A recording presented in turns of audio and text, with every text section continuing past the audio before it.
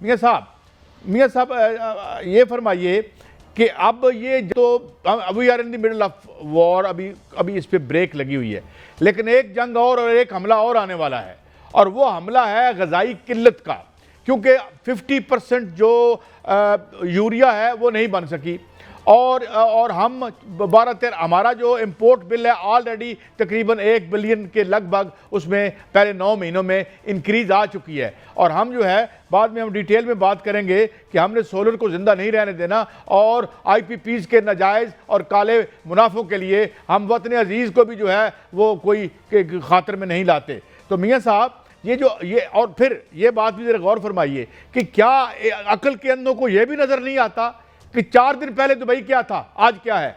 एक के बाद दूसरे मुल्क को एक क्राइसिस हिट कर रहा है और पॉपराइज हो रहा है, और वो बैगिंग बाउल लेके अमेरिका के चौखट पर पहुंच गया कि मुझे कुछ यहाँ पे पैसे रखवा दो। हमारी तो हालत ही कोई नहीं है, हमारे पास तो फैट ही कोई नहीं है, और यहाँ पर एक अगली बढ़ी हुई कीमत वो कुछ करेगी कि ये टीवी पे बैठ के जो 5-5 फुट उछल के हमें जाहिल करार देते हैं, इनको छुपने की जगह नहीं मिलनी। मियाँ साहब, तो ये कोई अकल के नाखून और होश के नाखून लेंगे, और ये जो जंग अभी इस्लामाबाद में वही माहौल है, ये भी थोड़ा सा हमें बता दीजिएगा। मगर फिलहाल खबरें ये हैं कि उस ईरान किसी सूरत भी अभी उसने कोई अपनी इंटेंशन नहीं बताई। मियाँ साहब देखिए कायद साहब, पहले अच्छी खबर और उसके बाद जो है वो मैं सूरत हाल से आगाह करता हूँ। अच्छी खबर यह है कि चाइनी मीडिया ये खबर दे रहा है कि ईरान और अमेरिका के दरमियान टॉक्स जो है उसके हवाले से ब्रेक थ्रू होने जा रहा है, और इस हवाले से ये खबर दी जा रही है कि आज या कल बड़ा ब्रेक थ्रू जो है वो सामने आ सकता है, क्योंकि इस हवाले से जो बैकग्राउंड पे जो काम हो रहा है, जो बातचीत चल रही है, जो सफारतकारी चल रही है, जो कि हम पहले भी इस हवाले से बता चुके हैं, वो कारगर हो रही है और वो काम कर रही है। और उस हवाले से ये बताया जा रहा है बाकायदा तौर पर चाइनीज़ मीडिया की जानिब से कि एक बड़ा ब्रेक थ्रू सामने आएगा, और ये उम्मीद की जा रही है कि कोई मुआहदा हो जाएगा और पाकिस्तान में इस्लामाबाद के अंदर मुज़ाकरात होंगे, क्योंकि इस्लामाबाद के अंदर इस वक्त माहौल कायद साहब उसी तरह का है जिस तरह का पहले था। रेड जोन मुकम्मल तौर पर जो है वो बंद है, वो इसलिए बंद है कि वहाँ पर जो है वो मुज़ाकरात के लिए तैयारी की हुई है और इंतज़ार हो रहा है। नूर खान एयरबेस से लेकर रेड जोन तक जो है मुकम्मल तैयारी है, और आज भी चौथा 5वां दिन है। रेड जोन के अंदर जितने भी हुकूमती अमूर थे वो ठप रहे हैं, ठप नहीं, उनको छुट्टी दी गई है। तमाम जो वहाँ पर इदारे हैं वो छुट्टी पर थे। इस्लामाबाद हाई कोर्ट जो है उसको वो छुट्टी पर थी, और इसके अलावा जो आईनी अदालत है वो भी, उसमें भी केस जो है वो नहीं समाअत हो सके। तो इसलिए जो वहाँ पर यहाँ पर तैयारियाँ जो है मुकम्मल हैं, बैकग्राउंड पर सारा काम चल रहा है, और इस वक्त ये उम्मीद की जा रही है, बल्कि यकीन की हद तक उम्मीद की जा रही है कि बड़ा ब्रेक थ्रू होने वाला है। जहाँ तक कायद साहब सदर ट्रंप की बात है, तो सदर ट्रंप ने आज भी बयान दिया, जो पहले रोज़ाना वो इस टाइम पे उठते हैं और बयान देते हैं। उन्होंने आज जो बात की है वो बड़ी ख़तरनाक बात है, और अपनी तरफ से लग रहा है कि वो जो ईरान की वो कश्तियाँ हैं जो खुदकार भी हैं और खुदकुश भी हैं, उन पर जो है वो हमला करने जा रहे हैं, क्योंकि उन्होंने कहा है कि मैंने ऑर्डर दे दिया है कि किसी भी छोटी बड़ी कश्ती को नहीं छोड़ना, उस पर जो है हमला करना है। अगर ऐसा होता है तो वहाँ पर हज़ारों की तादाद में ईरान की कश्तियाँ मौजूद हैं, जो कि ऐसी जगह पर मौजूद हैं जिसका अमेरिकी जो फौज है या वहाँ पर जितने भी वो नाकाबंदी की हुई है उनको नहीं मालूम कि वो किधर हैं। और जो नाकाबंदी का इलाका है वो भी वहाँ से 300, 400 और 500 मील वहाँ से दूर है, जो समुद्री मील होते हैं। तो इसलिए जो सदर ट्रंप हैं उनके जो बयान को पहली बात तो कोई संजीदा नहीं ले रहा, दूसरा वो बयान जो है वो दे रहे हैं और उसके बैकग्राउंड में बातचीत भी हो रही है। और इधर ईरान जो है उन्होंने भी आज जो है वो तैयारी कर ली है, छापामार कार्रवाइयाँ जो है वो जारी हैं, क्योंकि जो 2 जहाज़ पकड़े गए हैं इसराइल के, जो ईरान ने पकड़े हैं वो उनके पास है। आज अमेरिका ने जो है वो एक दावा किया कि हमने ईरान का जहाज़ पकड़ा है, 2 पहले पकड़े थे वो छोड़ दिए हैं, और वो उसमें आप देखें कि जो जहाज़ पकड़े जाते हैं उनको छोड़ भी दिया जाता है।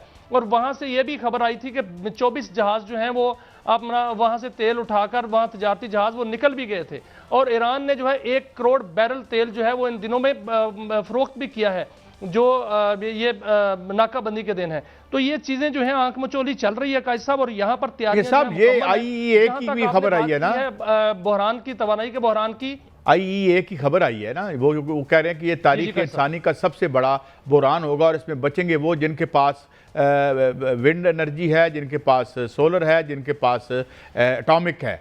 और यहाँ पे हम तो अभी उस पर डिटेल में हमारे साथ एक मेशदान भी होंगे बहुत बड़े, उनके साथ भी बात करेंगे। मगर मियाँ साहब ये तो मुझे लगता है कि इनको समझ ही नहीं है, ये जो लोग आके बैठे हुए हैं, यानी इनको अंदाज़ा नहीं है कि दिनों में जो रियासतें हैं वो कैसे कैसे इस खतरे में हैं। यानी बहुत से लोग ये कह रहे, इवन ये कहा जा रहा है कि यूरोप में इतने बड़े अनरेस्ट का खतरा है कि कर्नल मैकग्रेगर को मैं सुन रहा था, डगलस मैकग्रेगर को, जो कि बड़े रेस्पेक्टेड वहाँ के एनालिस्ट हैं और बड़ी लगी लिपटी के बगैर बात करते हैं, वो ये कह रहे हैं कि इवन यूरोप में खतरा है कि हुकूमतें उलट जाएंगी जिस तरह का क्राइसिस आ रहा है। और यहाँ पे अभी ये उसी दुनिया में रह रहे हैं कि भाई नहीं बनाओ माल बनाओ IPPs के नाजायज़ मुनाफों का तहफ़्फ़ुज़ करो। क्या इनको कुछ समझ है कि ये क्या, और ये जो 4 दिनों बाद खेल खत्म होना है। और मियाँ साहब इसमें मैं एक और भी बात आपको बता दूं, देखें कोई मुल्क दुनिया का कोई भी मुल्क को 190 मुल्कों में से वो जंग मुज़ाकरात की मेज पर बिठा के अमेरिका को नहीं जितवा सकता जब तक वो कंसीड ना करे, वो जाके। और ईरान नहीं मानेगा।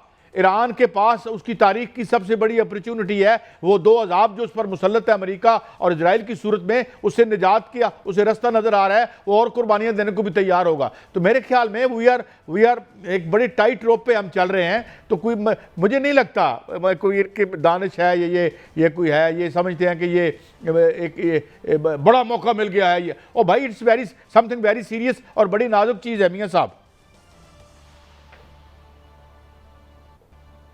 कैसे साहब देखिए, ये बिल्कुल आपने ठीक फरमाया कि ईरान जो है वो टेबल पर जंग नहीं हारेगा, क्योंकि वो मैदान में जीत चुका है, इसमें कोई शक नहीं। और वो लेकिन जो ट्रंप हैं वो जंग से भागना चाह रहे हैं, इसमें भी कोई शक नहीं। वो जंग से निकलना चाह रहे हैं, वो डील चाह रहे हैं, वो बार बार कह रहे हैं कि डील करें। तो इसलिए ईरान जो है वो डील करेगा, लेकिन ईरान अपनी शराइत पर डील करेगा और ईरान की शराइत पर ही डील होगी। जहां तक वो न्यूक्लियर की बात है, न्यूक्लियर ये यूरेनियम की बात है, तो वो मामला जो है वो भी हल हो जाएगा। जो बात सर आपने की है तवानाई के बहरान की, खुराक के बहरान की, इस वक्त जो समंदर हैं वो उसमें 5 आबनाइज हैं जहां से 90% दुनिया की तिजारत होती है, तेल की तरसील होती है, जिसमें आबनाए हुर्मुज़ जो है वो बंद है, बाबुल मंदब जो है वो बंद होने को है। और इसके अलावा जो है आप देखा जाए आबनाए मलाका है, जहां से दुनिया का जो है वो मिलियन बैरल तेल जाता है और वहां पर जो हर किस्म की तिजारत जो है वो जाती है और वहां से खुराक भी गुजरती है। सिंगापुर के करीब है, इंडोनेशिया के करीब जो है 2 आबनाइज वहां पर हैं। तो अगर ये सब तमाम आबनाइज जो है वो बंद हो जाती हैं, जो कि बाबुल मंदब जो है अगर ये बंद रहती है तो बाबुल मंदब भी बंद होगी। और आबनाए मलाका ने सिंगापुर ने कहा है कि वो बंद नहीं करेंगे, लेकिन अगर वहां पर जो है वो इस अमेरिका ने जो है घेराबंदी जारी रखी तो मुमकिन है वो भी बंद हो जाए, तो 90% तजारत जो है वो रुक जाएगी, बाकी तजारत रह क्या जाती है। तो इसमें $600 अरब की तजारत जो है वो सिर्फ और सिर्फ सालाना आबनाए हरमुज से होती है। इसके अलावा 29% जो है तजारत वो बाबुल मंदब से होती है। आप अगर देखें जो आबनाए मलाका है उसमें यौमिया 2 करोड़ 32 लाख बैरल तेल की जो है वो तजारत होती है और 26 करोड़ मकाब मीटर जो गैस है वहां से गुजरती है।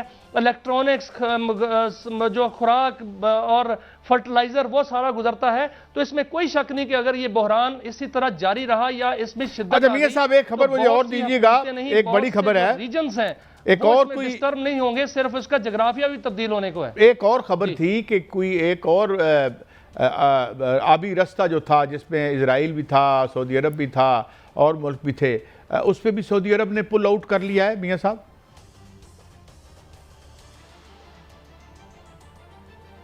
मेरी आवाज शायद मियां साहब देखें कायद साहब, वो जो रास्ता था वो कल भी एक हवाले से बात हो रही थी। वली अहद, मेरी आवाज आ रही कायद साहब? जी जी जी जी जारी रखिए, बोलिए बोलिए। जी जी, वो जो दूसरे रास्ते की बात हो रही है तो उसमें वली अहद सऊदी अरब मोहम्मद बिन सलमान ने इनकार कर दिया। उन्होंने कहा कि ऐसा कोई रास्ता जो है नहीं अपनाना, और वो इस हवाले से जो है वो रास्ता जो है वो उसका दम तोड़ गया है, वो नहीं होगा। लेकिन जो आबनाए हरमुज है वो खुलेगी, उसमें अमेरिका जो है वो कह रहा है 6 माह लगेंगे। ईरान ने बाकायदा रूट दिया हुआ है, जहां जहां पर माइंस बिछी हैं उसका बाकायदा मुतबादल रूट जो है वो ईरान ने मुरतब किया हुआ है, बाकायदा तौर पर वहां पर नक्शा जारी किया हुआ है और वहां से जो है जहाजरानी जो है वो शुरू हो जाएगी। जो इस्लामाबाद के अंदर बातें हो रही हैं या जो जराए बता रहे हैं सफारती जराए, वो अच्छा ये ब्रेक कह है रहे मियां हैं साहब, और गैर मुल्की मुझे जराए भी ये मुझे कह रहे हैं मुझे कि एक जो अब इस्लामाबाद मुझे के अंदर आप देखेंगे कि वहां पर जो है वो चंद एक- 1-2 दिन बाद एक बड़ा ब्रेक थ्रू होगा। मैं एक ब्रेक की तरफ हम जा रहे हैं, पर अभी तक ये अमेरिका का कहना है कि अगर आज भी हम खुलवाने की कोशिश करें तो 6 महीने लगे।